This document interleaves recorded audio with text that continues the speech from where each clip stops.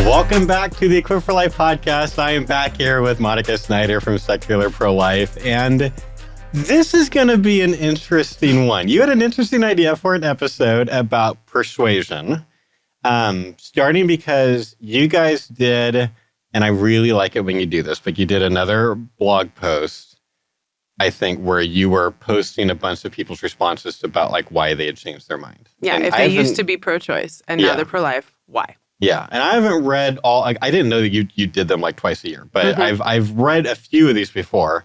I've quoted them. I've referenced them before to people, so now I should probably go read the others. But I think it's always interesting, and that got you thinking about us doing a persuasion episode. So, like, tell me about why. Tell me what we're talking about. So we've been collecting. We actually have over 300 examples now that we've collected. If you go to secularprolife.org/becoming-pro-life, becoming-pro-life, all these examples, we ask the question twice a year, and every time, I haven't quantified this, but every time I notice certain recurring themes of why people used to be pro-choice and now they're pro-life. And by far the biggest theme, by far, at least for the people answering us, is direct personal experience with pregnancy or pregnancy loss or childbirth. Less so, but also not uncommon, direct personal experience with abortion. And you think, okay, well, what can I do about that? I can't make people, have these experiences. But also, in addition to that, there's also people who talk about taking biology or anatomy or physiology classes. There are people talking about their interactions with either pro-choice or pro-life people and how that affected how they felt about the two sides. There are people talking about all sorts of things like that. And we're trying to see, what's moving the needle. There is what we think are the core issues of the debate on an intellectual, philosophical, rational level, and that is important. But are those the same things as what's actually moving the needle for people? Right. And that's kind of the core of this episode. What captures their imagination, what captures their attention, what makes them feel the way that we feel about this. We have our reasoning, and it causes us to feel a certain way, and it inspires us to do the work that we are doing. How do we Vulcan mind meld that into other people? And so you and I have had multiple discussions over the years. So many. In fact, the day we met, we had this conversation. Did we? Do you remember this? So I did a speech at the Walk for Life in 2014. And at some point in the speech, I said, this is a debate about biology. This is a debate about life and death, blah, blah, blah, whatever I said. And the next day, and you heard that speech. And the next day we were at a conference together and I saw you do a speech, which was very good. I came up to you later, oh, great speech, blah, blah, whatever. And then we're talking, and at some point you were like, I noticed you said this is a debate about biology. This and I was like, that is what I said. Yes, I said what I said. No, I didn't say it like that. And then you were like, you weren't that comfortable with me yet. No, but I kind of knew where you were probably going with it because you weren't the very first person to point this out. Like, is it a debate? Because science doesn't tell you what to think. It doesn't give you opinions. It doesn't give you ethics. It doesn't give you any of that. It just gives you some facts, and then you have to layer on your philosophy above that. And I knew that even then, too. I knew that when I said this is a debate about biology, okay? I knew that. Good to know. And so then you said, well, why do you think that? And we politely disagreed about the extent of it. We both agree that biology and philosophy have places in the debate. Yes. Tell me if you disagree. Between that point and today, and we've probably talked about biology versus philosophy in the abortion debate, I don't know, like a dozen times at least, probably. Maybe, at least briefly. Once a year at least. I think we have both come closer toward the middle. I think I have, generally speaking, undervalued the role of the biological part of the abortion debate. And you are the primary one that has convinced me of that.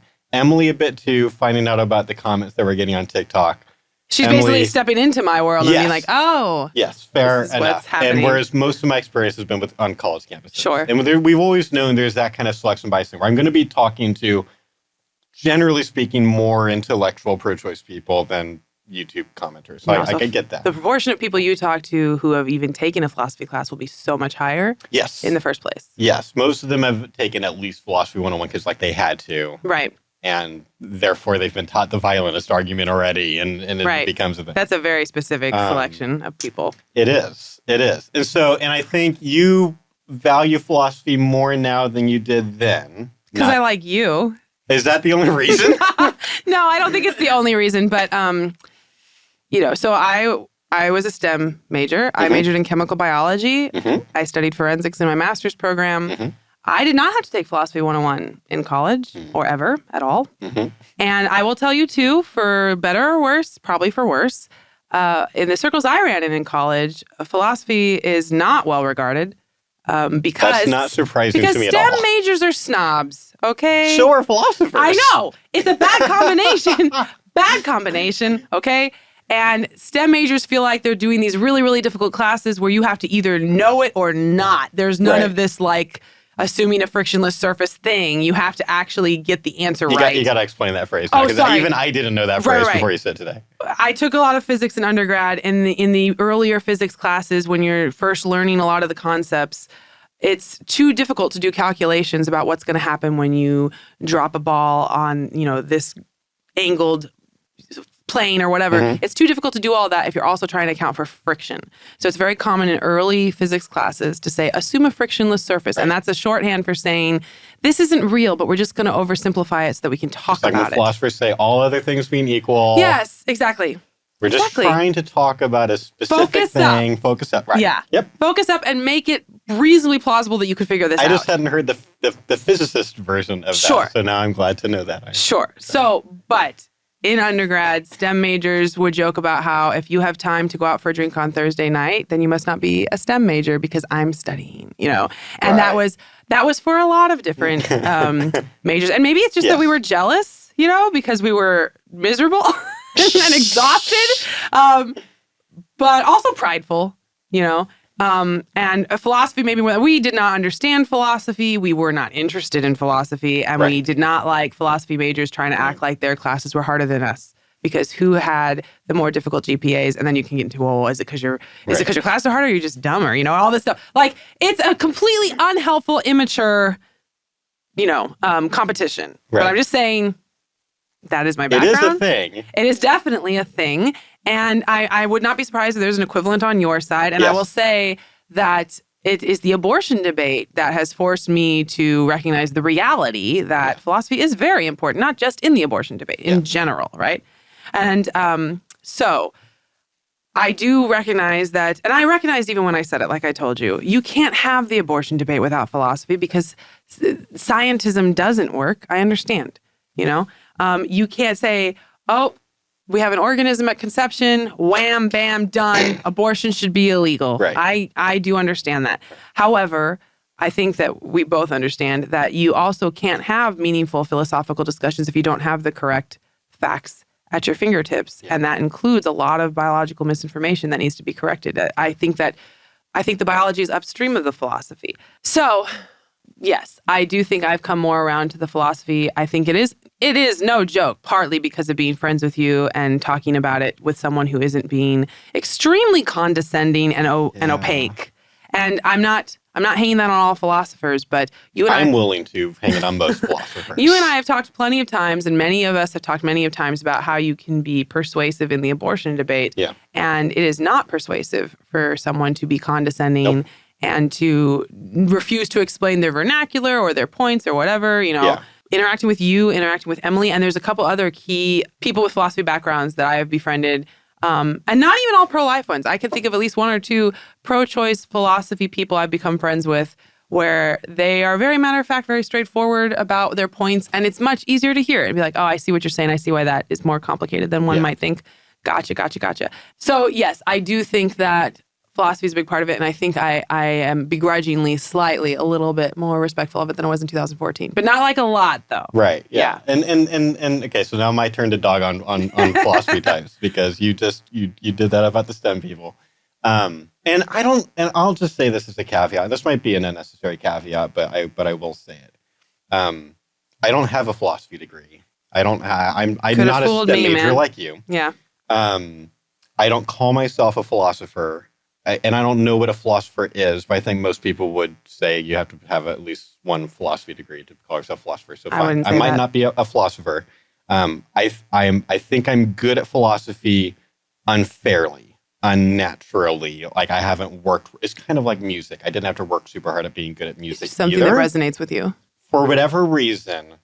And the only reason I believe this is because other people have told me this. I would totally, if I were in my head like I'm a great philosopher, I wouldn't say it because I wouldn't trust it. Right. Only because I've never said this out loud. And I hate saying this out loud, but You're allowed like, to say good things about yourself. Is that what's going on? The only reason I think this is, and I think this is basically the only way that you can know if you're good at anything is if other people. So I've had college professors who teach philosophy say that they feel like I think philosophically better than some of their graduate students. So for some reason, maybe just because I hang out with a lot of smart people and I like listening to smart people all the time, I'm riding some of that wave, or that's influencing the way that I think. So I'm philosophical. Philosophically inclined. Philosophically inclined. And I would love a philosophy degree. I'm not, like, the fact that I don't have a philosophy degree has nothing to do with, like, oh, it would just be a piece of paper. I already know all this stuff. Like, I think I would learn so much with it. Sure. And every time I get to learn a bit of, like, what philosophers learn when they do, it's like, I love this stuff. It's literally a cost. Gosh, we would not have been friends in college. I know.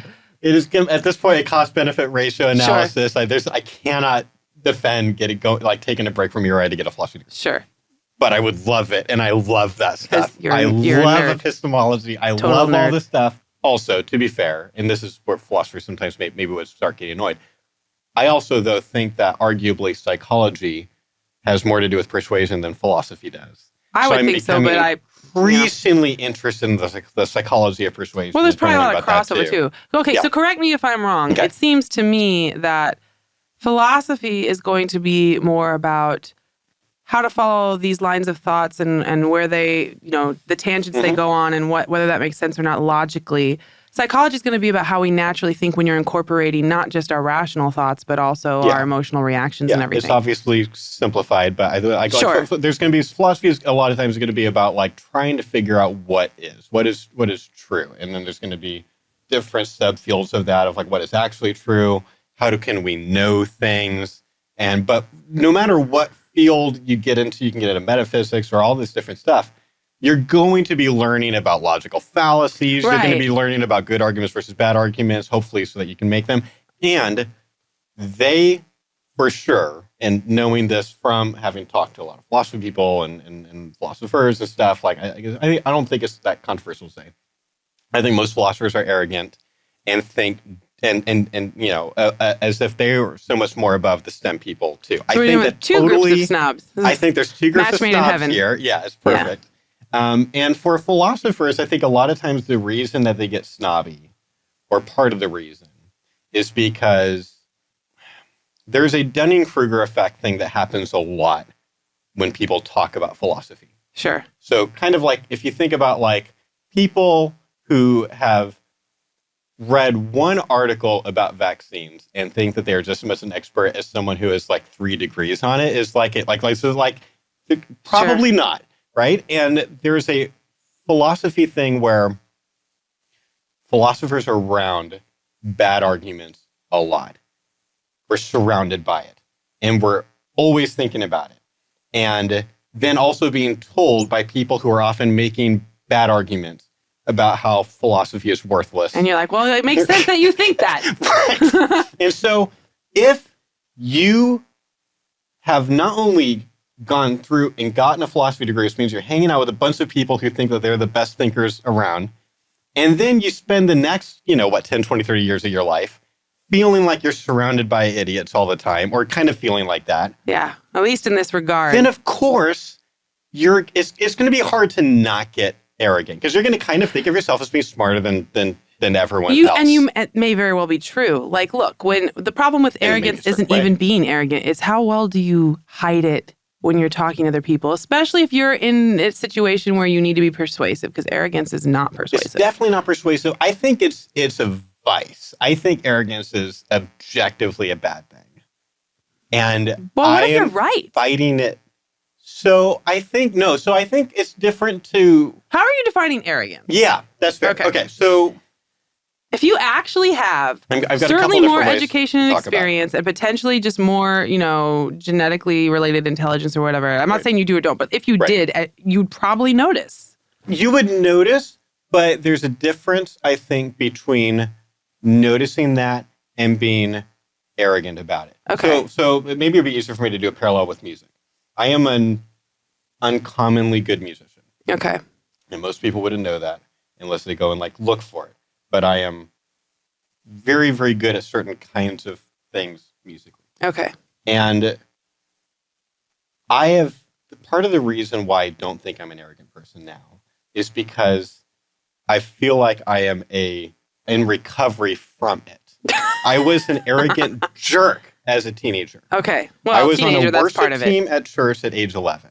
Okay. I was like 4'0", playing better than all Hard the to other be guys arrogant on when stage. you're 4 foot tall. And everyone told me that I was the best pianist around, and I believed it. And I thought I was the best thing ever. Okay, but And it is. It sounds like you're saying that arrogance is believing you have more credentials than you actually do. So I think that's part of it. I think there can also just be you could have an accurate understanding of your own skills, but also just be constantly thinking about it. It's sort of like the self-worship thing. All right. And I think where I have landed, at least right now, is I think I accurately understand what within music I am good at. I also understand what I'm not good at.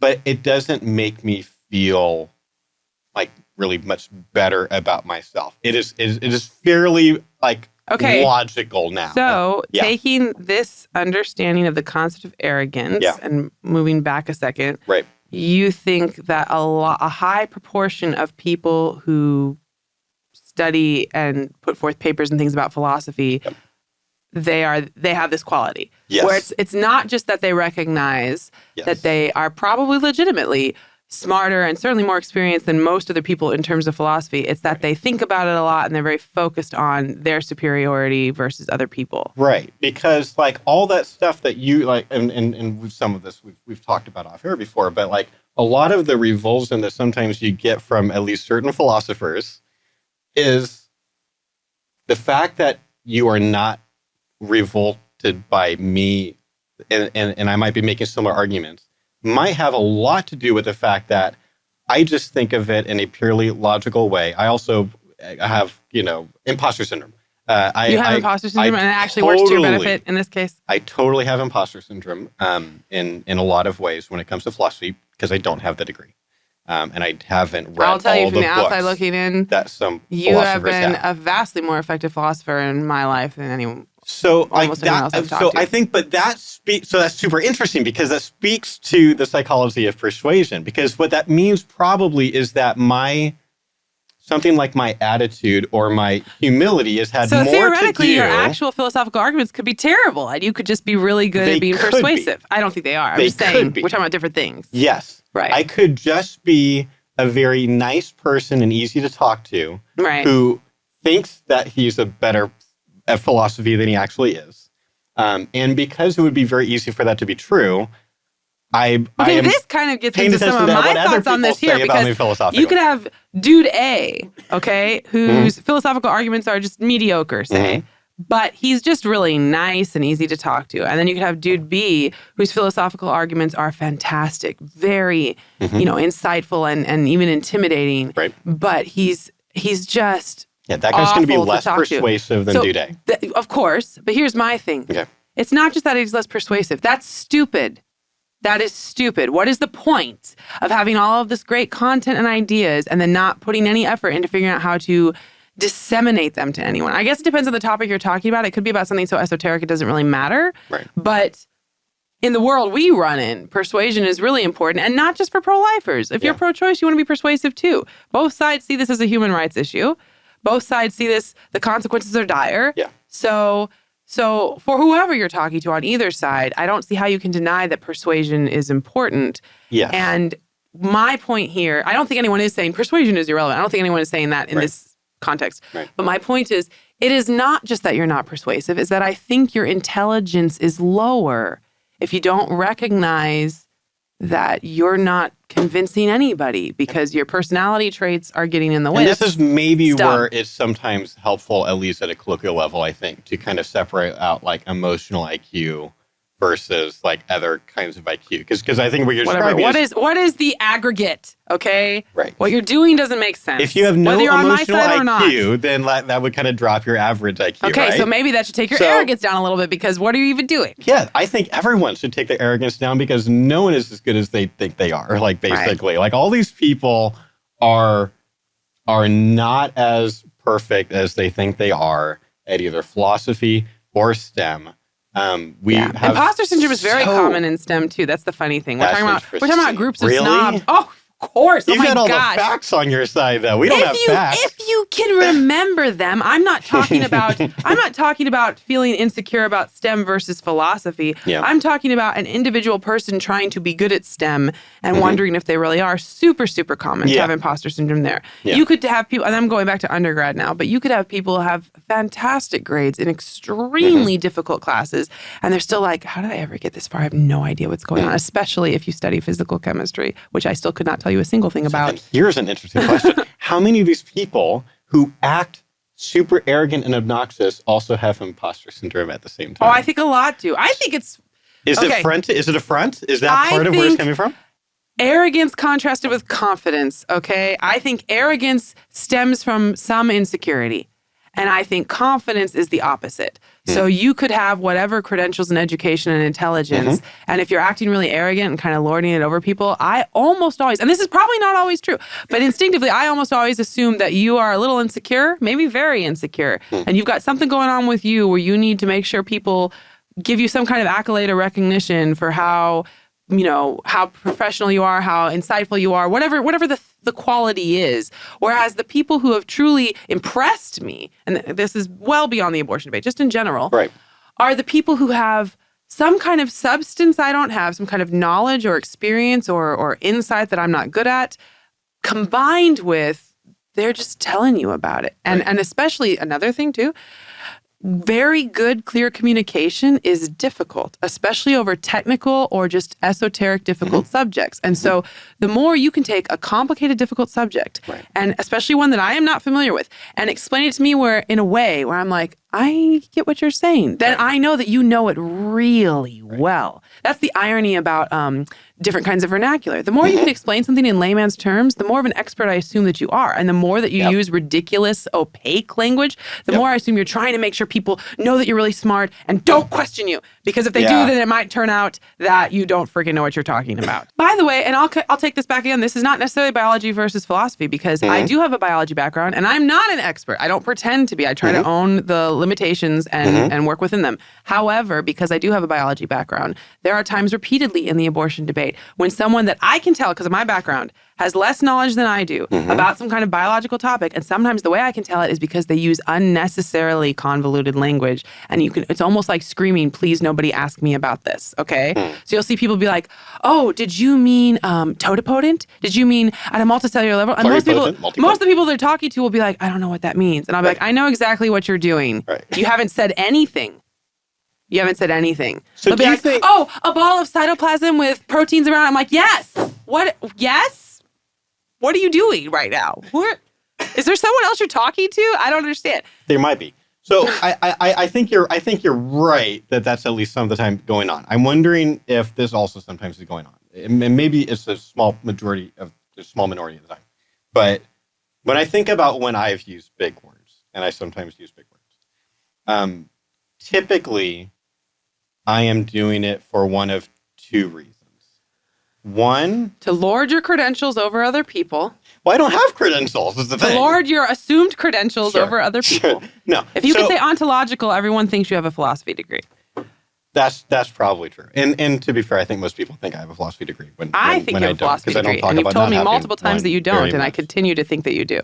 I think there are times, so that's the biggest minority of times. I always kind of go back to our experience at UC Davis in 2015, I think. It was the most hostile outreach we've had, maybe at least pre-DOPS.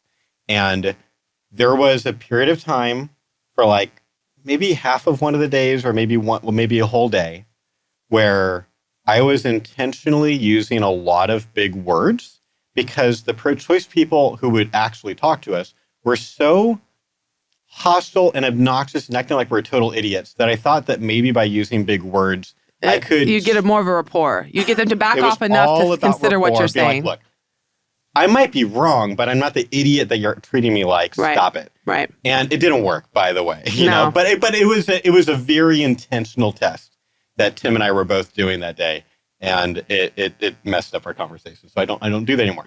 No, the main time is if I do get to talk to, like if a philosophy professor does come to the outreach or someone, or just someone who's into philosophy, the vernacular is it's just like so fast. We can just like... The nature of all vernacular. There's a reason it exists. Right. Right. So any other time I'm using it, probably there is some kind of I want people, even if they don't know all the things that I'm saying. Like I might use a big word and then like define it, like comma, blah, blah, blah, blah. And part of it is maybe I do want them to have some level of intellectual respect for me, because then I think they might take the ideas more seriously, because I've had so much experience. If you say a phrase and immediately define it, it's clear that you're not trying to confuse them on purpose as a tactic. True. But there are people who are so sensitive about big words that the fact that I even used it at all, they're instantly a little bit turned off. And it can also backfire, because if you're talking to someone who already knew that phrase really well, that's annoying if you immediately define it. So I've had a situation. No, it is. It is. I'm talking about like in a speech. Okay, in a speech. Okay, fine. I'm just saying, try to. It's really tricky. You kind of have to have an idea of who you're talking to and what they know, because if you really do have more information than them, then it's a kindness and a courtesy to be explaining as you go and not just talking over their heads. Right. But if you don't, if I'm talking to a professor, I am not defining ontological after I say it. Yes. Exactly. Like, I know they know what I mean. I know they know what I mean, and it's I actually had something that happened recently. I was on a podcast. And I was trying not to come off as like, oh, this article and that article and blah, blah, blah. Mm-hmm. I was trying to be, approachable. Yeah. And I think I did that where it backfired, because I said something about, oh, the article is Third Trimester Abortion Exceptional by Katrina Kimport. And I was like, maybe you've already read it. Because I didn't want to be like, I read this and it says that, right? Right. But I could tell by her response, she was like, I haven't read anything you're talking about. You're going to have to go ahead and explain it. And I wasn't trying to be rude, but it felt like I gave her a vibe of like, oh, did you read this? No, you didn't. Okay. And that's the opposite of what I was trying to do. She was assuming that's what you're going to do. It was not what you were doing. Maybe not. Maybe I was just reading too much into it. But yeah. If she was turned off by that, then I don't feel like she should have been. I think what you did was totally it didn't go sideways. Reasonable. It's just her response seemed more irritated than what I was going for. So all that to say, philosophers, my experience is that most philosophers have at least some level of arrogance, if not a ton of arrogance, and that they have far more cognitive biases than they understand, which is truly ironic, because we should be learning about cognitive biases. Well, that's psychology, isn't it? Yeah, I guess so. But it just seems like if you're all about what's true, then if our brains have these like all these different ways of screwing things up automatically without, unless you're really intentionally trying not to do all these different things, then you should be on the lookout for those things and trying to avoid them. And so then another problem I have here. So I already had like a small bias about this. I didn't care that much in undergrad. I'm like, I'm being tongue in cheek. We didn't spend much time talking about philosophy majors at all, ever, but tongue in cheek like that. But then I entered the abortion debate. Yeah. And I'm usually arguing with pro-choice people. I'm not often arguing with pro-life people. And I recognize that selection bias. I know there are annoying pro-life people, but I don't have to talk to them that much. I'm just not talking to pro-life people that much compared to pro-choice people, right? So then we're in the abortion debate, and I have had many experiences over basically the whole time I've been doing this. I can remember even very early on where we'll get into a more philosophical thing, and the pro-choice person I'm talking to will very much do the thing that you and I are talking about. Well, they'll throw out all kinds of vernacular, and it's clear. It's clear that it's not just that they don't realize they don't have that background. They're counting on it. Right. Because what they want me to say is, I don't know what you're talking about. Right. That's what they want. We love when people are like, I don't know what you're talking about. Yeah, but see, there's a difference in tone here, because there's people like, I don't know what you're talking about. I'm like, I don't know what you're talking about. Also, I don't care. Right. Okay? I don't care. Yeah, we don't want to hear that. And I don't care because you're not trying to explain anything to me. You're not trying to have an interesting philosophical discussion. You're trying to win a political debate by being obnoxious. Right. You know how much you persuaded me? None. You persuaded me none. Right. Okay? And the thing is, there's a parallel here between science and philosophy again. You said earlier, oh, am I a philosopher? I don't think I am. I think you are. And the same thing can be said for scientists. I once read this beautiful quote, I'm going to get it wrong, when I was doing my master's in forensics, and it was talking about the scientific method. I was like, here's the thing. You could have a dude in a lab coat in the lab with a whole bunch of Erlenmeyer flasks and centrifuges and all these crazy things going on, and it doesn't mean he's doing science. And in contrast, you could have a mechanic who has no college degree at all, who sees that there is a problem with this car, and he sees, if I twist this and then test it, is it working? And he is doing the scientific method. Right. Because it is not about pedigree, it's about approach. And I think philosophy has a parallel there. And I think that means, first of all, you are good at philosophy and you're good at explaining it to other people, but also not specific to you and to people who don't even think about whether they're doing philosophy or not. You could have people who have no formal background, who just are thoughtful and interested in it, and they could be thinking, well, does that make sense? They could engage with Thompson's violinist. They could engage with thought experiments, and then give you alternative thought experiments, especially if it's in a friendly way. And you don't need expertise, and you don't need to know what dualism means to be talking about dualism, right? And so you can have that. And so the reason I bring that up is because I can do that. Yes. I am intelligent. Yes. Okay. And it's not because I have 2 degrees. It's because, speaking of arrogance, I am intelligent, right? And if you want me to understand. That's not necessarily arrogant. Okay. Yeah, I'm going to jump in. Either way. You might just have knowledge of an accurate knowledge of your intelligence. That's fine. I don't want to really belabor the point. I'm saying that I don't have a philosophy background. I don't know a lot of the vernacular. Yeah. But well before I met you, and well before I started learning the vernacular, I recognized scientism without knowing what the word scientism was. I recognize where philosophy comes in, recognize the need to discuss it. And so do tons of other people. Yeah. It's not like this shocking revelation, honestly. And so, and the same thing can be said for the scientific method. That was my point earlier. So to who can do philosophy or do science. Yeah. It's much broader than the people who have the backgrounds in it, and I do have a background in it, like to suggest. And I think some of that is just trying to have, more cred when you're having these conversations. And then when you bring in a political topic, a controversial political topic where you're disagreeing, the incentive to lord it over people, and I'm not saying this is specific to pro-choice people, and I'm not saying it's specific to philosophers. I think people with STEM backgrounds do it a lot. I think both sides like to do it, but you just come in there and just throw around the vernacular just to show your credentials. Right. I get it. It's useless. It's wasting like my time. Everyone has this weird fantasy of, I'm going to come in and say these magic words, and the other person is either going to change their mind right away, or at least fall to their knees metaphorically and be maybe that's teach not me, it. guru. No, maybe that's not it. Maybe they don't really care how the other person responds. They're just like it when their side is like, oh, we love so much when you do this. I mean, I get that. When I did the No, a fetus is not a parasite video, we get tons of responses. Oh, we're so glad to have you. It's very nice. It's very complimentary. And I've seen the other side have that too. We just had recently someone on TikTok, one of our hate followers on TikTok, and he did a piece where, and I get the MO, okay? You screen cap a bunch of official looking articles and things, have some highlights, right? Do it kind of quickly, right? Use slightly more advanced vernacular, but not so much that no one gets what you're saying, just enough to be a little bit more advanced. I don't know how much of this is conscious, but it is a thing you do, right?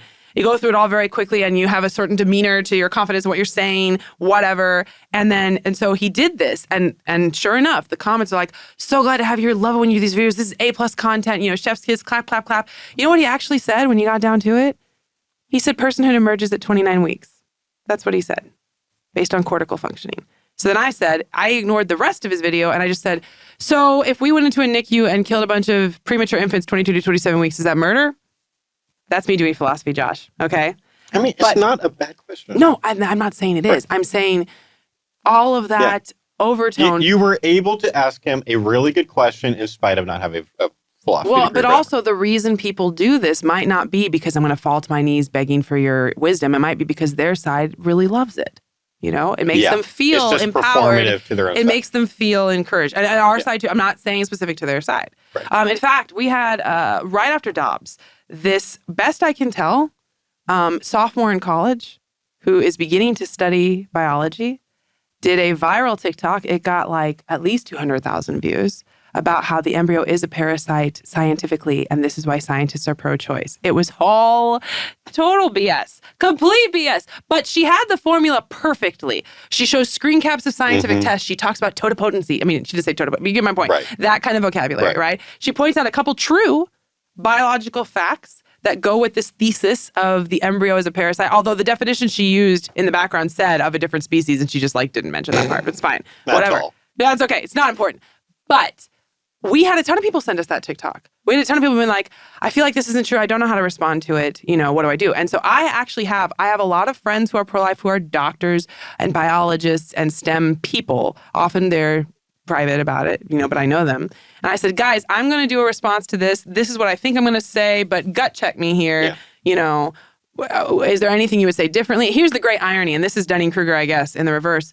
I'm talking to OBGYNs, right? And they're like, well, I'm not specifically an embryologist. I'm like, this is a sophomore in college, just took the biology textbook that she had, read some of it on TikTok, and you're like an OBGYN with 20 years experience, but because of your experience, you know your limitations, and now you're not going to give me feedback to this sophomore in college. This is like bathroom stall graffiti biology, and you're being shy.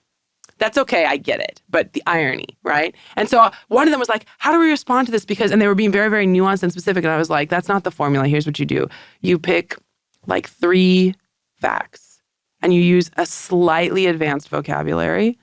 And then you just say it with confidence. And that's it. That is it. So in 2014, I said in a speech that this is a debate about biology, which you did not agree with. And I suppose what I was trying to say, truncated at the time, is that a lot of times when people find out the biological facts correctly, it influences their view. And that is true. Yes. But it cannot be just a debate about biology, because they have to take those facts and then decide what they think of them philosophically, even if they don't realize consciously that's what they're doing. So then the question is, in this made-up hypothetical, suppose that this is like a persuasion triage. And you can either tell people the biological facts about fetal development, or you can talk to them about the philosophical ideas of what makes humans valuable. Which one moves the needle more for people? Or maybe it's a silly question. Maybe what actually moves the needle, or what should move the needle? Which one actually moves the needle more? I don't know. Fair. I don't feel like I've got very philosophical evidence. Answer. I think based on what I've heard from you, I am surprised by how many people, for example, would answer a secular pro-life poll and say that the primary thing that converted them to pro-life was the heartbeat. Facts, like the heartbeat thing or something like that. But it wasn't just me telling them in an embryology textbook, there's a heartbeat. A lot of them, it was they saw or heard their child's heartbeat. Yes, but that feels different to me. I feel like I can understand why that would be very moving to someone. Yes. But for people, I think people are complicated creatures. I think your guys' polls are proof of that. There are so many different categories of people. What moves them, which is why I can't, even though we don't put graphic abortion images on signs. There are people who say that was what changed their mind. All of us have experiences with people who have changed their mind because of that, right? And so. There are people, anything can change someone's mind in theory, but then, if the question is what is actually moving the needle the most, I imagine it might be the biology thing, because I don't know how many people are talking to someone they disagree with on the topic in the philosophy realm long enough for the philosophical arguments to be making a difference to them. And in fairness, it's kind of a bogus question, because I think when biological facts move people, it's because they have a certain philosophical outlook and the facts inform the outlook that already existed. So I said biology is upstream of philosophy. So let's say, completely making this up, let's say that you have your philosophical reasons for believing that personhood is centered on heartbeats, but you think the heartbeat doesn't start until 20 weeks, right? That is a philosophical thing, and I'm just adjusting your knowledge of biology. Right. So when I say someone took a biology class and became pro-life, you can't just ascertain from that biology is more persuasive than philosophy. They have their philosophical outlook. That's a great point. Yeah, and so it's a trick question. Okay? You cannot separate the philosophy from it ever. But in terms of when you're sitting across from someone at a coffee shop, or it's your buddy, your pro-choice buddy for years, and you're talking about different things, the biology, when I said it's a debate about biology, it was shorthand for me saying that's what people don't know about and do care about. Whereas a lot of people already have philosophical outlooks. And don't get me wrong, we both know you can change philosophical outlooks, you can change the thinking on it, okay? Yes. But none of this is happening in the vacuum of what people think makes someone valuable. None of it is happening in a vacuum from that. And so I think it's a debate about biology, broadly, reductively speaking, because I believe strongly that the biological facts tend to push people more towards seeing the philosophical value of the embryo and the fetus. And that is why the other side lies about the biology. And I'm using lie very intentionally. Yes. I am not saying misunderstands or misinterprets, lies about the biology. Yeah. Because whether it's conscious or not, they recognize, just like we do, that when people understand fetal development better, it doesn't make everybody automatically pro-life, but it definitely works more for us than it does for them. In fact, this is ridiculous, Josh. I just read an abstract. I didn't even bother to read this study, but I just read an abstract of a study very recently, like in the last month, where they were like, I don't remember how they phrased it, but they basically said, do fetal development markers affect people's views of abortion? And I could have been like, yes, you needed to do a study on this? Why didn't you just ask me? But I went ahead and read the abstract. It was written by people who support abortion. Yeah. Oh my gosh. I wish I had it for you. It was ridiculous. But at one point they said that it turns out that it could be the case that if you use development markers and humanizing language of the fetus, that it might make people more hesitant in their support of abortion. And I was like, wow. Amazing. Who could have seen that coming? We all know that. Not just pro-life people, pro-choice people know it too. There's a reason the clump of cells rhetoric is ubiquitous. Yeah. Right? There's a reason that they don't want to talk about embryonic hearts at all. And there's a reason that they hand wave away the possibility of fetal pain. And it's not because the science is on their side. It's because all of these conversations, even having the conversation, even having the debate at all, is focusing on the entity they want to pretend doesn't exist. And that affects people's philosophical outlooks. If the only thing you're measuring is one side of the equation, it's not hard to decide where you're going to end up. So this is tricky because it feels like, I think some of the people you're describing is backwards of that. They're starting from a philosophical worldview that they're closed-minded about. So they're like, sure, they're right.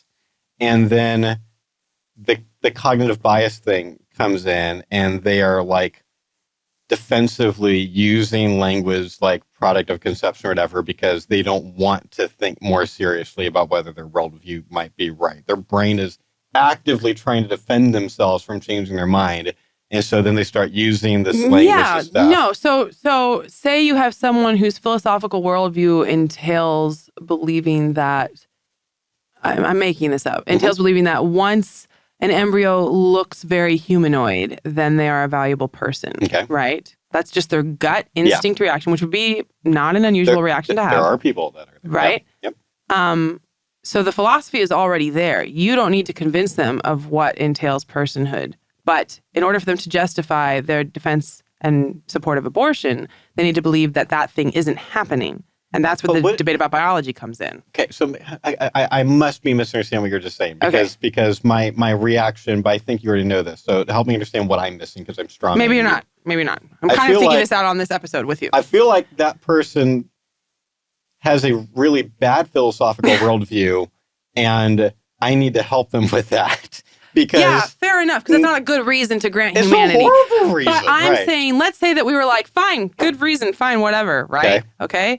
But they have an incentive to ignore how early the embryo looks human because then they would have to struggle with their philosophy in support of abortion versus their philosophy I just have to say, I don't know why there's hammering in the background. There is no way that is not being heard, and I don't know what is happening, and we're just going to keep on recording, but oh my gosh. I don't know what. It's just like construction's going on. So long-winded way of saying that there's no way to talk about the biology without philosophy being involved, even if you don't specifically address philosophy. It's impossible. Everyone's doing philosophy all the time, whether they know it or not. Hence the irritation of philosophers, where they're like, if you're going to do it, can you at least do it correctly? Can you at least appreciate the thing that you're doing all the time that you don't realize you're doing? Right. I get it to some extent because, and you can correct me if I'm going too far afield here, but so we're an atheist-led group. Yeah. And a lot of times pro-choice people will try to explain why they're sure that we're secretly Christian, or at least we're unconsciously Christian. And when It's so amazing to me. it's very common, especially on Twitter, to be fair, Gotta but be like the most not just on Twitter. obnoxious, They just- frustrating thing for you. It's kind of, sometimes it's annoying, sometimes it's just amusing because it shows how heavily they rely on such weak arguments. If your arguments all fall apart, if I genuinely don't believe in God, what is that? What does it even have to do What with does anything? that say? What? But okay. Yeah. So sometimes if I get someone who's good faith enough who will stick with me on it, I will try to explore what the heck they mean. Most of them won't do it, but some people will. Like, what is it specifically about my position that you find to be inherently religious? What do you mean? Some of them will say, well, it's what the Christians say. That's a terrible argument, obviously, right?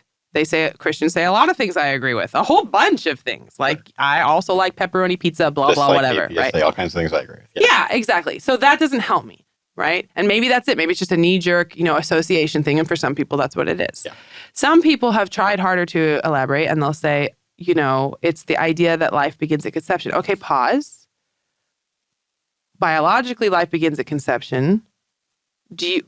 I struggle not to be like, do you mean this, and this? So like, what do you mean? And they're like, well, why would anyone value life that much at that early of a stage? So now we're getting to a kernel here. Now we're getting to something interesting. Why would anyone who doesn't believe in a soul value life at conception? I think that's a sincere question from people. They only hear that from religious people. How could you possibly care that much? And then we can talk about, personhood debates and the inconsistencies I see and the concerns I have with them and all that stuff. And they agree with me. They don't. At this point, I'm not even trying to get them to agree with me. I'm just trying to get them to see it doesn't require God for me to care about this stuff. Right? But the other thing I've noticed, and this is where I sympathize with philosophers, and they're like, you're already doing it, is they will come to me, a pro-life atheist, and demand that I explain how I ground morality at all. And we've talked about the Christian pro-lifers who do this, but that's not my point here. My point here is the secular pro-choice people who claim that I am pushing my religion and that there's no way to have a pro-life position without being religious because it requires religious belief to care this much about this. And then my response is, well, how do you ground yours? And they're like, what do you mean? Because they act as if their position is some sort of neutral starting point, and any deviation from it must be explained. But the reality is that you are prioritizing bodily rights and freedom and equality as you interpret them as the most important moral, precepts we're dealing with. That's fine. But how are you grounding that? If what you're saying, and it sounds like what you're saying, is that there is no way to have moral foundational truths that you want society to recognize unless you're religious, then are you religious? If it comes from an atheist, commit suicide as soon as it No, comes they out of don't their even mouth. have to be an atheist. Most of the time, they're not an atheist. Most of the time, they're just some vague person who isn't religious in the sense of they don't go to church, they don't believe whatever, they're not sure. They're a non-theist. They're some kind of non-theist. Who is accusing you of being a theist. And that's why I sympathize with the philosophers. Because I'm like, what do you think you're doing right now? If your definition of religion is so broad that it just means anyone who has a strong moral opinion, and you are also a pro-choice activist or an activist of any kind, any kind of activist, then you are also pushing your religion. And then I lose them almost every time, almost every single time. Or they'll say, I've had them say, well, explain why you think there's a valuable person from the beginning of conception. And I'll say, well, what do you think makes people valuable? And they'll be like, I asked you first. Okay, well, I asked you second. Because what we do is we just ask you what your definition is and try to explain how consistency would require you to apply it before birth or require you to apply it way too far after birth. And then we ask you if you're okay with that. That's all we're doing. I don't even feel like I need anything beyond that because my position is largely one of negation. It's largely, so far, everything else I've heard has sounded like it has side effects I am not willing to tolerate. And so I just want you to explain, if you could give me a personhood argument that does not entail infanticide, maybe you could change my mind. Maybe you could. I don't think I'm completely unpersuadable, believe it or not. But I have never heard that, and most people don't even try. They just basically say, and people do this unironically all the time. Again, sympathizing with the philosophers. Well, they'll say things like, nobody has the right to use your body against your will, but also I think abortion should be illegal after viability. And I'll be like, okay. Can't have it both ways. Pick a lane. Or you cannot force your religion on other people, but also I think abortion should be legal after viability or after the first trimester. right? I definitely think infanticide should be illegal, but that's not me forcing my religion. Right. That's just ethics. I'm forcing my other worldview. And that's an ethical position, Right. not a religious one. What distinction do you think that you're drawing? If we're talking about people who don't believe in God and the supernatural, then now you're just kind of hand waving away. So do you think what's happening for them is they're coming from a place where just instantly arguments that are inherently based on theism are inherently anti-intellectual, are just based on like blind leaps of faith, should have nothing to do with legislative policy. And they think of themselves as being above all of that. Oh, yeah. They think, you know what? I don't know what they think. And the I think pro-choice they worldview is like the default. They think, first of all, they think non-theist. pro-choice is neutral. They think pro-choice is I don't love abortion, I don't hate abortion, and therefore I'm just not taking a position, which is absurd because you have to take a position on the legality of it. You can't not. Right. Secondly, I think that they haven't consciously thought about this a whole lot until I'm arguing with them. And I'm not even fully faulting them for this. If they've only ever heard hardcore Christians saying life begins at conception, and then I say life begins at conception, and I don't specifically say the first stage of the human organism's life cycle is the zygote, right? Then I get it, you know? But they also haven't got a clear idea at all about what distinctions they're drawing between religion and morality and different secular philosophies. None of that. They can't usually even explain to me why they think that I'm making a religious claim, except for that you do it. Right. And they were told on good authority that pro-life people are pushing their religion and pro-choice people are just trying to stay out of everyone's business. Yeah. And that's as far as it goes. My point again being, I sympathize with the philosophers, and I've told you my hesitations about philosophy, but when you watch that happening, you're like, oh, it would be so helpful if we just started with a shared basis of understanding here. But if we're not going to, could you at least not arrogantly make a terrible argument? Like either make a terrible argument modestly or arrogantly make a good one. But for you to come in here and snidely tell me to stop pushing my religion and then be completely unable to articulate what you even mean by that, like pick a lane. Yeah. You know what I'm saying? So you posed a very interesting question in your outline. Should we prioritize our arguments more based on whether they are influential, emotionally compelling, logically sound, or other factors? Right. What do you think? So I will freely admit that I think people change their mind based on emotional factors more than they ought to. And far more than on logically sound ones. Although people do change their mind on logically sound ones. So this is where the pathos, logos, ethos thing comes in. Whereas I think it is true that a good argument is going to have some of all three. Yeah, it depends on what you mean by good. By good, do you mean you get them to think what you want them to think? Or by good, do you mean it's logically sound and it follows? In this case, I meant persuasive, and that's a fair question. Yeah. If a persuasive rhetorician or something like that should have some of all three. But I am also biased against both rhetoric and stories or any other kind of emotionally compelling thing because it's easy to undo. No, it is so easy to defend a bad worldview with emotionally compelling stories and good sounding rhetoric. But also, and ERI has talked about this before, if you let them do what sounds compelling but isn't logically sound, you still leave them vulnerable to when somebody else comes along and is like, that's not even logically sound. So there's an equivalent for that with, for example, Christian parents raising Christian children, or it doesn't have to be Christianity, it could be whatever you want. And they try to keep them away from challenging arguments and just let them be emotionally compelled. That is a terrible strategy. The arguments are coming.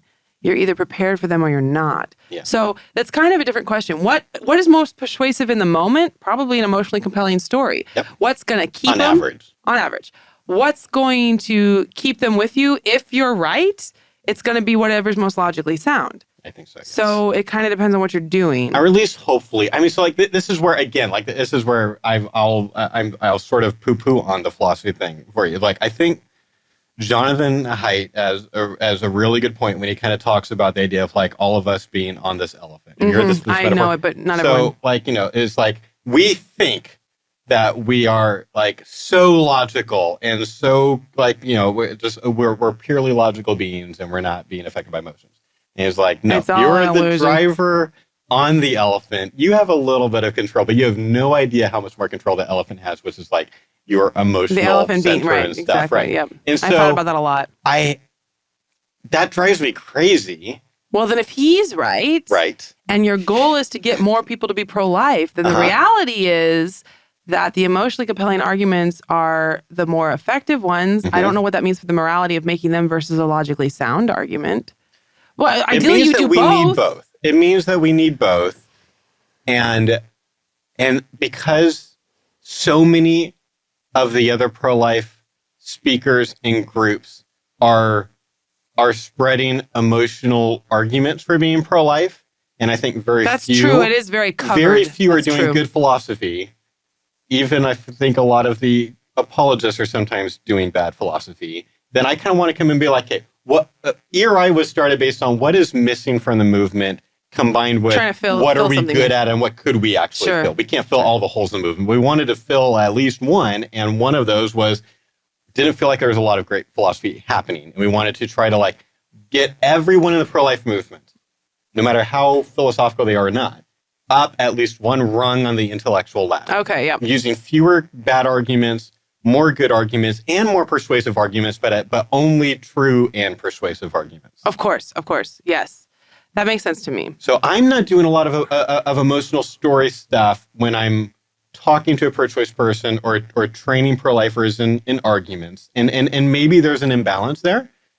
Just because if they're going to end up valuing one of them, they're probably going to overvalue the story thing because it's sort of the way that we all operate, whether we like it or not. Well, and we can just conceptualize an individual story. We can wrap our head around it better. Yes. You might have been the one who told me this. I actually can't remember. But there was basically a campaign where they're trying to, making this up, they're trying to raise money because of world hunger, right? Mm-hmm. And they have 3 sets of stories. I did tell you about this. Yeah. So you go ahead. You tell it. Yeah. So they were testing the effects of visual ads on trying to get people to donate to like feeding needy kids. And they had, it was like one where it's just focused on like one kid. And I feel like there was one focus. I might be getting the details a little bit wrong, but functionally speaking, there's like, no, it was deforestation. You're right. I'm sorry.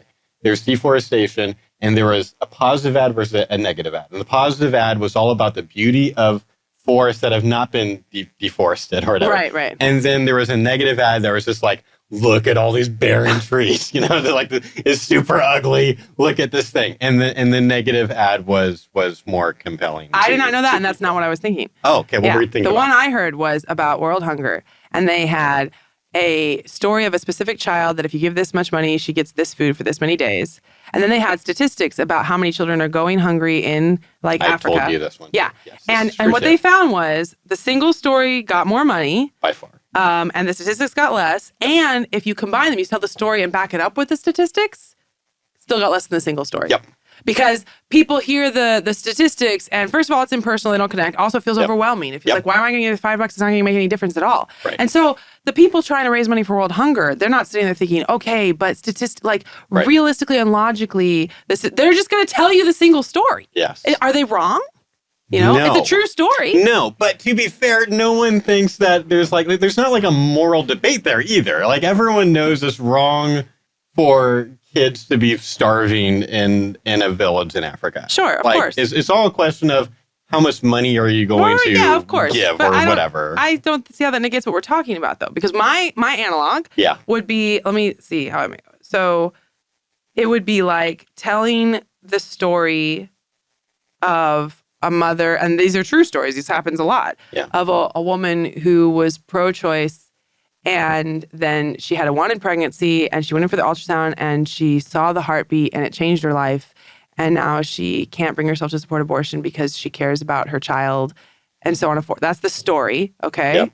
Then you could have statistics about, statistics is not the right word, but facts about when the heartbeat begins and all this stuff, and maybe that's not as persuasive. And then you could have both. Rolodex, fetal development. So I could have a fetal development information that I give you that's all true, or I can have this one story of this one woman who felt this one way, right? if that story is more compelling and inspirational to people than the fetal development info, and they're both true in the sense that I'm not lying, but like what logically that one story, so she felt that way. Okay. Not everybody does. Right.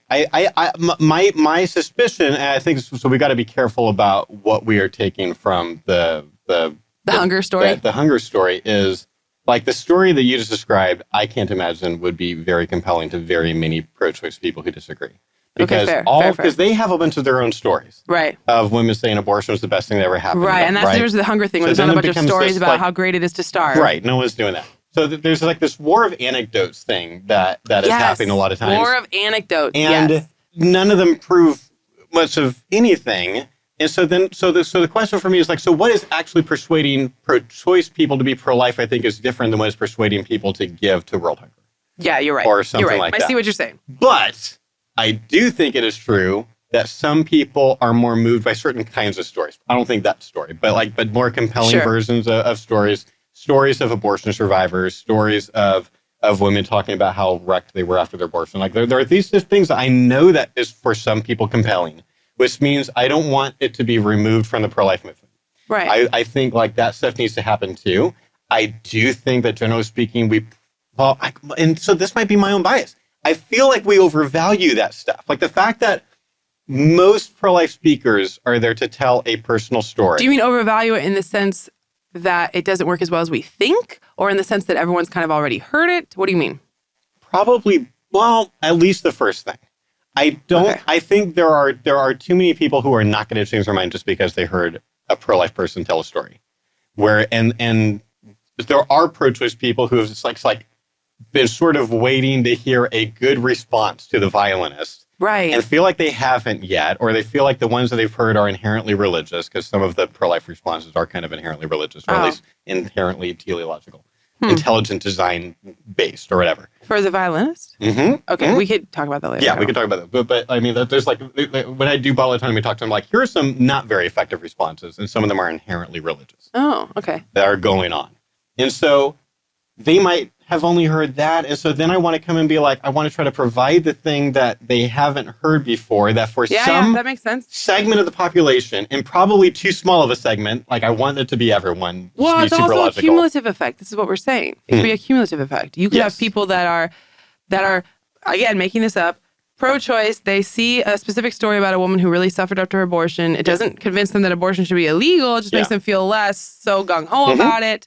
And that's one effect. And then you give them the actual arguments about why maybe it should be illegal in general, but maybe they were emotionally primed for you. Yes. You know? I think that totally happens. I think almost anyone who changes their mind about anything is because of a whole bunch of factors. Right. A long sequence of events. And that's been true of the things that like I've changed my mind on. I don't change my mind typically in one day. It's going to happen over a period of time. Sometimes you don't even notice it has happened. No joke. Sometimes you suddenly realize a couple years later. Yes. You know what? I don't think I do feel that way I actually anymore. don't fit in that label anymore that I used to put myself in. Now I'm actually this other thing that you kind of moved. Yeah. My friend John Fincher said that people change their minds slowly the way water slowly changes the contours of a rock. It's like, I love, like that, I think is typically true. Right. So a lot of people are more persuaded by anything by the fact that it's like their best friend, that they respect the most, making whichever side's argument. That is totally true, yes. Which is problematic. Sometimes it's not even making an argument. Sometimes it's just saying, I don't agree. Sometimes, and this is crazy, every time I quote this, but I know that there was a study that came out not that long ago that said that a lot of people base their positions on a lot of the political issues based on what political party they join first.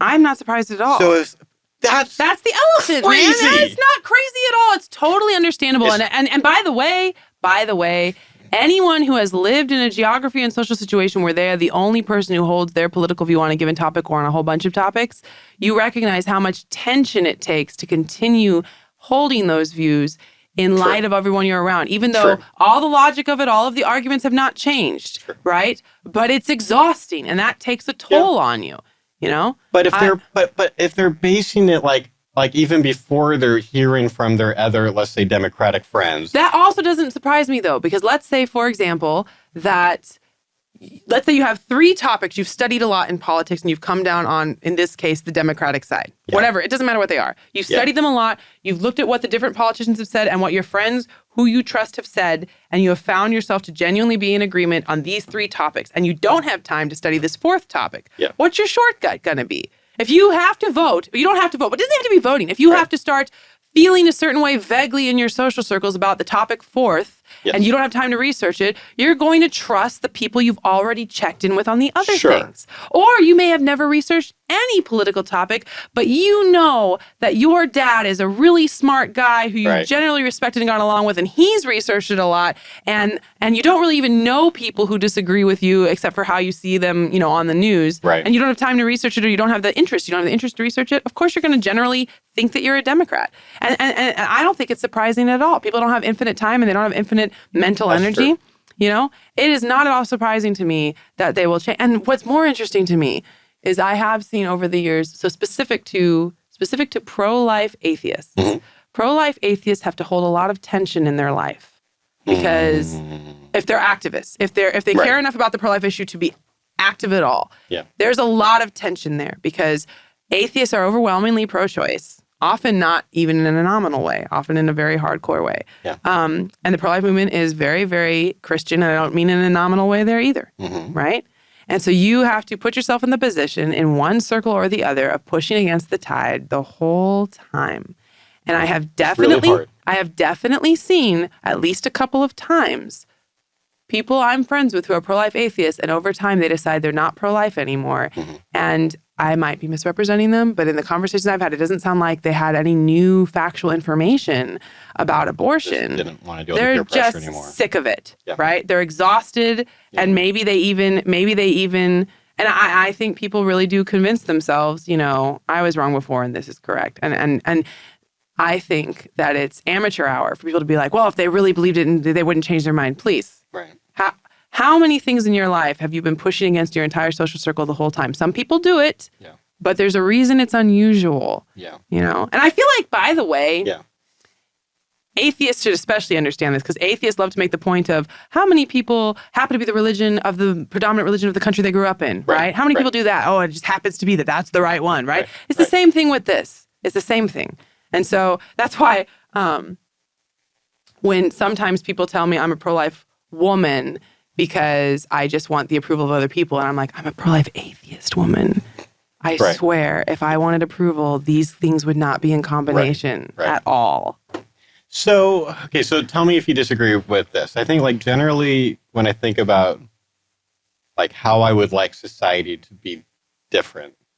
Besides abortion being gone? Right. Just in general, when we think about like the way that we think and persuasion and all that, I basically think that most people have based their opinions on not very logical things.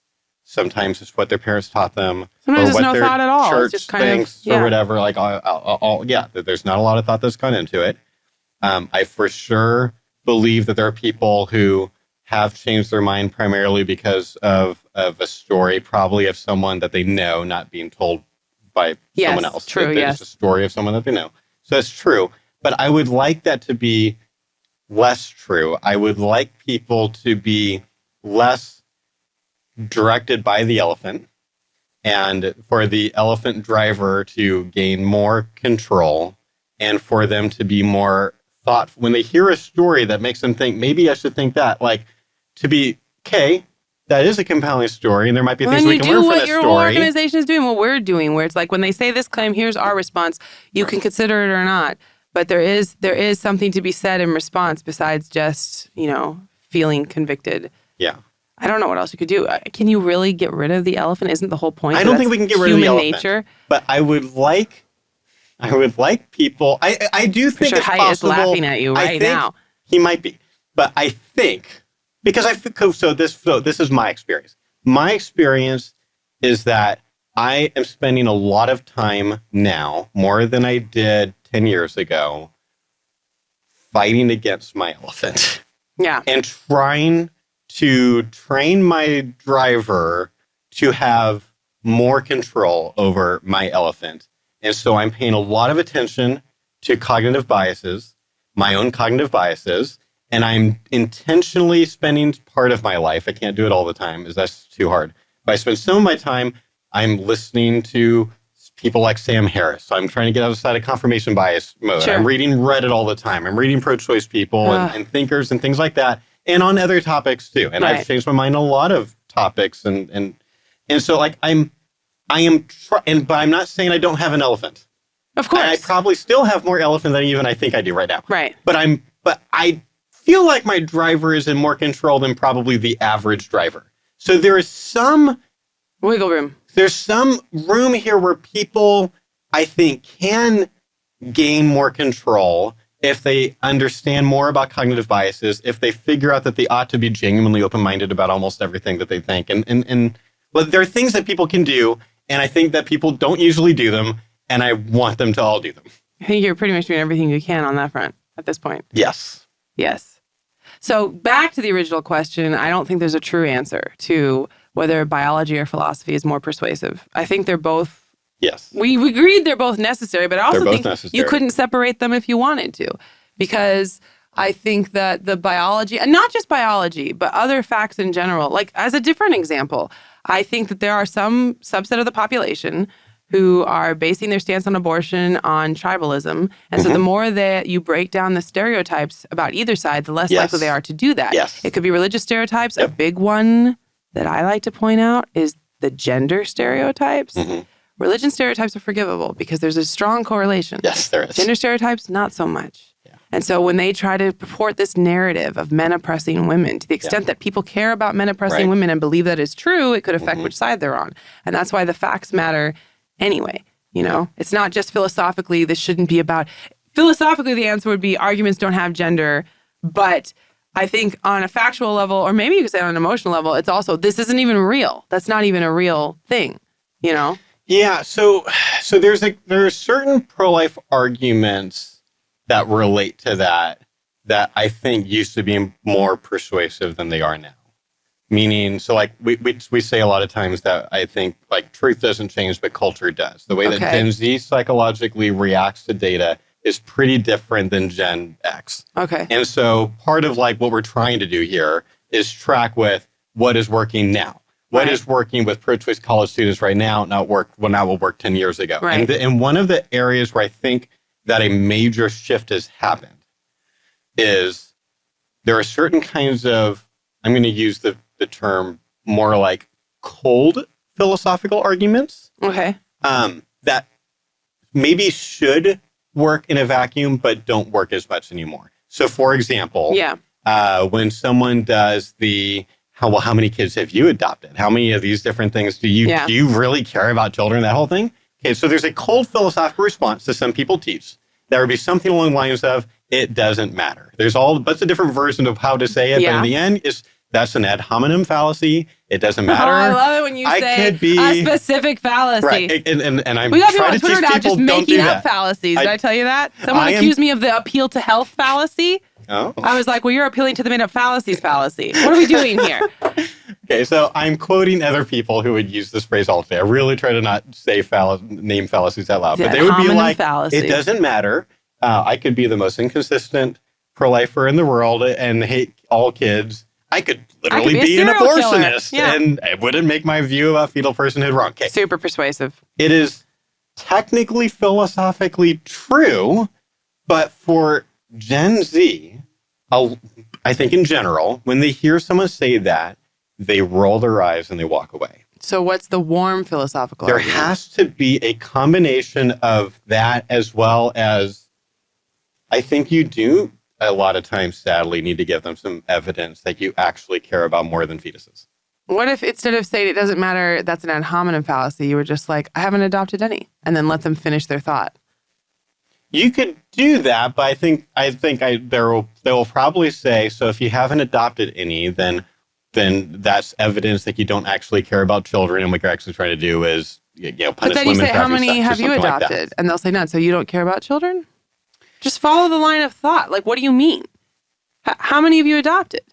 Worst case you could have is a pro-choice person who has adopted, and they'll be saying, oh, I've adopted 3. You're like, that is so admirable, right? So is the idea that if I don't care about children, then abortion is okay? What do you mean? Yeah, I think asking questions like that is fine. I think is some people won't listen long enough for you to have gotten to that point. See, this is where I'm only doing it online. So if they don't answer me, it just hangs there. Back, it's either really effective or really not. What's funny is, so, we got on TikTok this year. Yeah. It has been very good for us. Too, right? I really enjoy it. Easily the most popular format is when I do what I call conversation style, where I am a pro-choice person and then myself having a discussion. Like Emily's doing too, right? Is this the same thing? It's similar. Okay. Mine is a lot more back and forth. Okay. Hers is like a prompt, and then also she has like, for the pro-life audience, 1, say this, right. 2, do that. And mine's just like, what do you mean? Kind of thing. Right. Mine's lower effort. But anyway, I do sincerely try. In fact, there have been some that I've started writing scripts for and had to pause because I realized I did not know with great confidence what a pro-choice person might say. And obviously pro-choice is not a monolith, but I'm just saying, right. When I write them, I try to write them sincerely putting what I think or what pro-choice people have literally said to me, right. Or what I really think they probably would. You're not trying to write a super dumb pro-choice person that's easy to... Well, some of the arguments are super dumb, but they really are saying them, and some of them aren't, right? But I do try to put what people are actually saying or what I reasonably think they would. There was at least one where I was writing it and then I realized I was stuck because I really genuinely was not sure what the pro-choice person would say in response. So you know what I do then? Then I go to Twitter. That's my R&D. And so I just go on Twitter. I'm like, why do you guys blah, blah, blah, blah? And then 90 people tell me to shut up. And 10 people are like, it's because of this. And I'm like, okay. And then I write the thing, right? Right. And no matter what you do, people will say, nobody says that. Okay, whatever. But they do.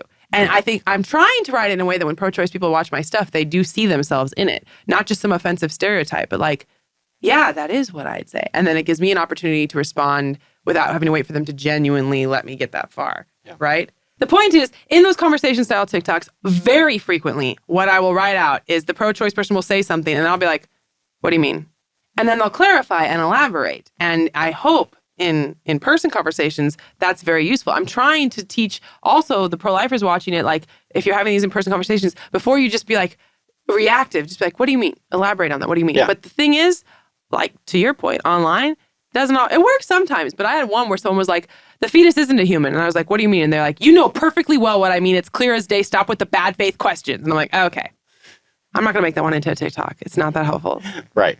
And because what you want to say is, Kate, I wish it were that simple, but unfortunately, sometimes when people say human, they mean this. See, this is where we're different, because what I say is that your way of saying you don't know what you mean? Yeah, and then it doesn't get better. I feel like that level of snark is not going to be that persuasive, but it might be super persuasive to everyone else watching. Oh, it's not persuasive to the person I'm talking to, but they've lost me. They've lost me. You came to my channel, okay? I didn't ask you to come here. You came to my house. Get off my lawn, all right? You come over here, I say, what do you mean? And you yell at me, and now you're not going to be persuaded by me. I'm not persuaded by you, okay? I'm the one that's going to be fighting against abortion for the rest of my life. If you want me to stop, you're going to have to be more persuasive than, don't ask me questions.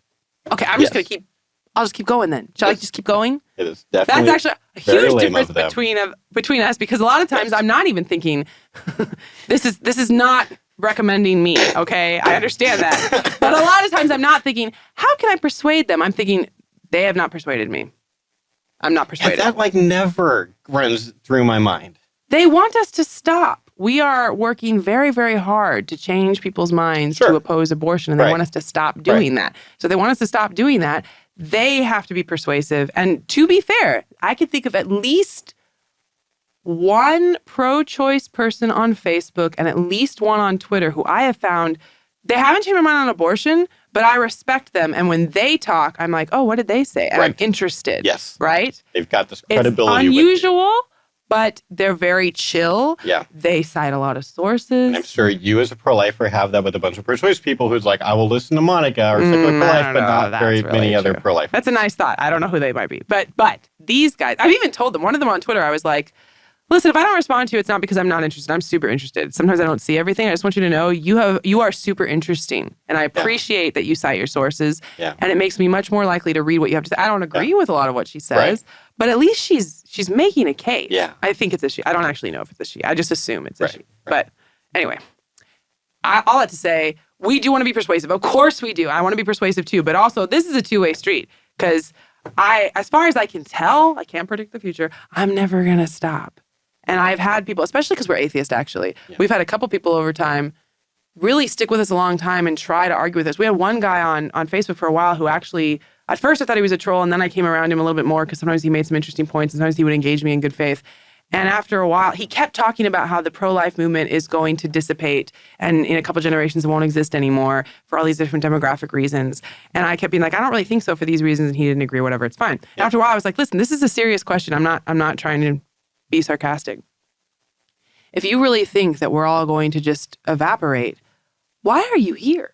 You spend a lot of time on my page, like trying to argue with us. And for real, if I believed that the pro-choice movement was, of its own accord, just going to go away, I wouldn't feel the need to do this. You know, why are you here if you really believe that? It doesn't make any sense.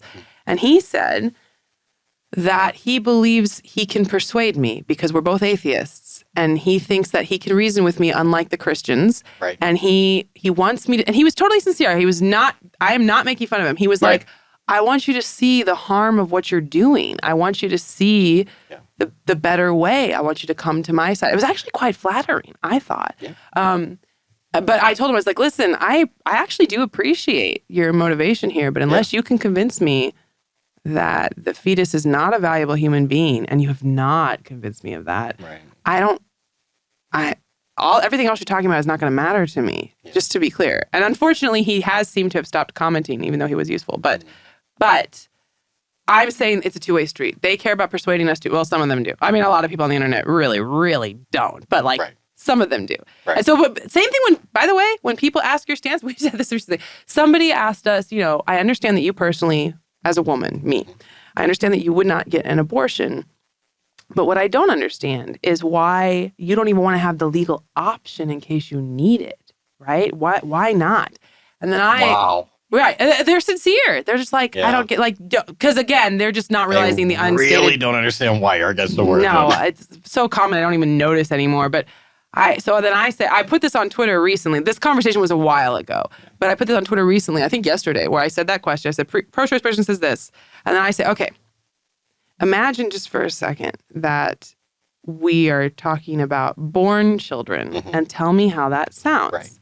Right? And then on Twitter, the beginning of every bad story, there were all of these responses that were like, but they're not born. But they're not. See, the key words are imagine and born because all your arguments are imaginary. And I'm like, do you guys know what an analogy is? And so that was the main response. The main response was like, they're not born and you can't tell the difference, obviously, and also I hate you or whatever. Right. But the other response, and this I feel like is more what I'm trying to get at, is they'll be like, but I don't consider them the same. I'm like, dude, I know. You asked me what I thought. Right. You asked me why I think what I think, and then you were shocked that I don't think what you think. Right. You get that we are not on the same side of this issue. You came to me and you said, why do you think this? And I said, for these reasons. You're like, I don't think those reasons. Okay, then leave. Right. Remember that time, like a decade ago, I did a podcast on the Friendly Atheist podcast. He was friendly. He was really nice. And he had a co-host, not as nice. She was all right. But at one point they asked me, why doesn't the pro-life movement just focus on education and support? Why does it have to be about the law? Right. Why can't you just, help people who don't want to do this and educate them? And I was like, okay, imagine in some dystopian other world, we're talking about 2-year-olds and not infants. Would you really be okay if there's like 1 million 2-year-olds being, brutally killed every year? And people are like, can't you just educate people on why that's like a bad thing? Why do you have to make it illegal? What would you say? And the co-host was like, I don't give a shit. Okay, that's not what's happening. And I just laughed. I was like, okay, well, wow. I'm not telling you what you think. Right. You asked me what they think. Right. Why are you mad? That's so weird. Do you get that they don't think what you think? Do you guys know that is happening? And I think, I'm totally on a tangent now, Josh, that's the weakness of echo chambers. They have drunk their own Kool-Aid. They genuinely believe that most people against abortion are not in this because it's a human rights issue. It's because of some, frankly, grossly implausible theory about how we hate women or sex or we're trying to let Christo-fascists take over the nation. If you thought about it for 2 seconds, there is no way people would do this very unpopular stance.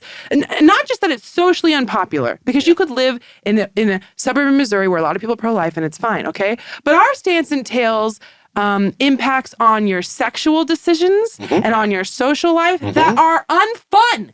Yeah. Okay? Yeah. There's no reason. Very unfun. Very unfun. There is no reason that any, warm-blooded mammal person would take this philosophy that has so many negative impacts culturally and socially and sexually just because we really don't want you to have sex. There are no atheist pro-lifers for funsies. Not just atheists, in general.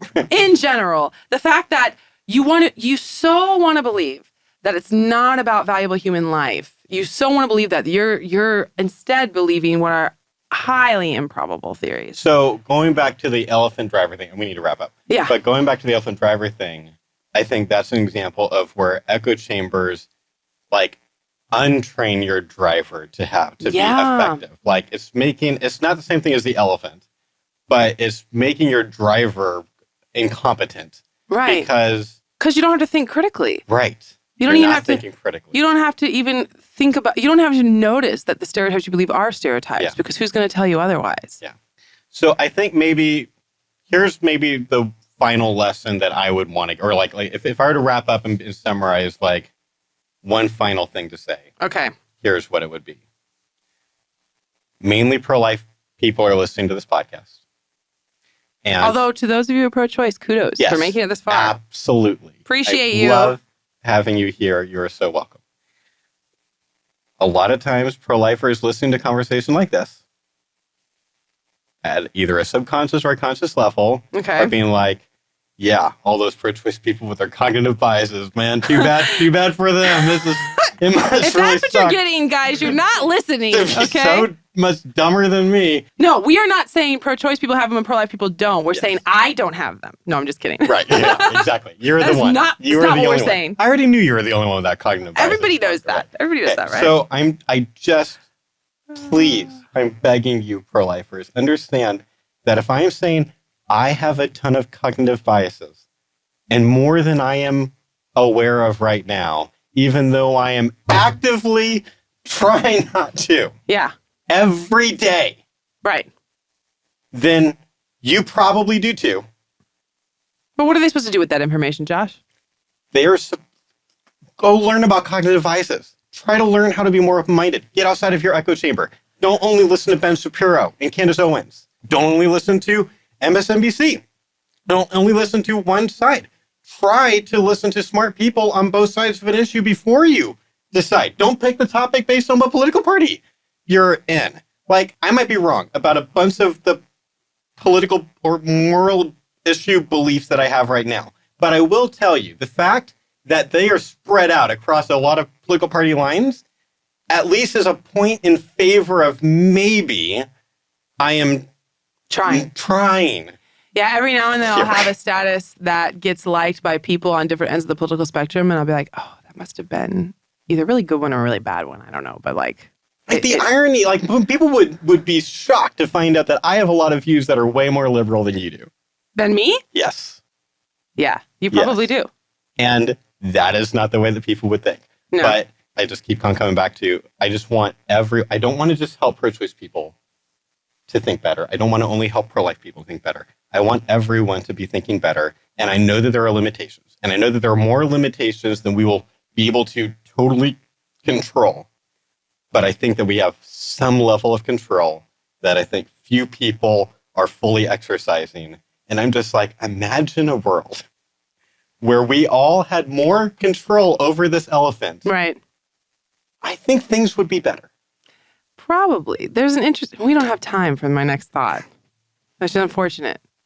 Because I do think that I haven't fully thought this out yet. If you could just be purely rational with basically no emotional biases, I don't think the world would be better. I don't. That's where you get people that are basically saying, yeah, I guess infanticide is okay. I don't know. I can't think of a logical reason why it wouldn't be. And then they just leave it at that. So I would like to think that if people were truly way more logical than emotional, I don't think very many people would be defending infanticide. You think that's actually an emotional reaction? Yes. I could see that. Or you just don't want to be wrong? Or, yeah, well... okay, but for Peter Singer? For people like Peter Singer, who I have a lot of respect for, there is he is being intellectually honest and consistent. That's what I'm saying. And so, but I don't think there are very many Peter Singers. But okay, but I think people like Peter Singer. It's not personal Peter Singer, okay? Yeah. There are like constant proportions of your rational approach and your emotional intuition, for lack of a better word. Mm-hmm. I do think if you do too high of rational and too low of emotional, you get Peter Singer's philosophy. Okay, so I think that's true. I think there are people who, if they go too logical, assuming that if their logic is based on a faulty worldview and they don't have an emotional component to them, like more like conscience driving them, then you can end up with Nazis. You can end up with really, really, really bad things. Exactly. I totally agree with that. What I'm saying is that if people were more logical than they generally are and decided things less based on emotions and more based on logic, and yet still were able to tap into the emotion so that they can have a ton of empathy for people who are in worse positions than they are. And if then that emotion, and they were able to logically think about that and be like, well, that means that I probably have more obligation to help people like that. Then they end up helping each other, and you end up with a better person who is doing better things. I agree that you can be too much of one thing or the other thing. But on the logic thing, I think sometimes it's going to be based on like, I don't want a strict utilitarian to be only logical. Right. Because some really bad things can happen, right? Versus like, if someone who's really into virtue ethics, like more coming from more of like an Aristotelian place, right, I'm not as worried about them being super, super logical. So, and to be fair, on aggregate, people are way more likely to be too emotional than too logical anyway. Yes. All of us. All of us. Yes. Yeah, so it's not like a huge risk at this stage. So I'm just kind of trying to shove people a little bit more into philosophy land, because I'm not expecting there to be that many people who listen to ERI and then end up becoming like emotionless robots. No. But I will say, too, beyond just the advice to be aware of cognitive biases, for the abortion debate, I think it's really important to seek out strong pro-choice arguments. Yes. And if you're not sure how to respond to them, you know what to do, right? Ask us. That's right. We have answers. I don't have answers to literally every single one, but I'd be happy to workshop it if I didn't. And but the point is, don't avoid them. Yes. Figure out what they are. Figure out if they challenge you, and the better you understand them, the better you can answer them anyway. We shouldn't be afraid of the truth. There should be no fear about thinking about what other smart people on the other side think, because if in the end they're wrong, then they're not going to convince you. And if they're right, then they're right. Right. And you should be right then too, and be willing to change your view. Yeah, that's tough because, no. It is very, very tough. I agree. I am swimming way against stream here. I understand that. And I know it's a pipe dream. And I know that we're never going to get all of society to be like this. But we could get some more. Yeah. Or maybe. Really, on a practical level, here's what you do if you're listening, okay? Find strong pro-choice arguments, learn how to argue against them, and then come volunteer for me because I need help putting more content out. Okay, that's really what we're talking about. Come help Secular Pro-Life. Yeah. Secular Pro-Life is amazing and needs more help. We got plenty of opportunities for volunteers. ERI maybe also. So if you really want to dig into it, let us know. There's no shortage. All right. So this has been a fun kind of conversation about the way that people tick. A fun, long conversation. And us trying to figure out how to reconcile our sometimes different intuitions about how to do that. And Who is the rightful snob? I don't think there are rightful snobs. I don't think people should be snobbish. But I am fine with people being able to have sort of an emotionless, logical understanding of what they are good and bad at. Sure. Yes, fair. Very nuanced of you.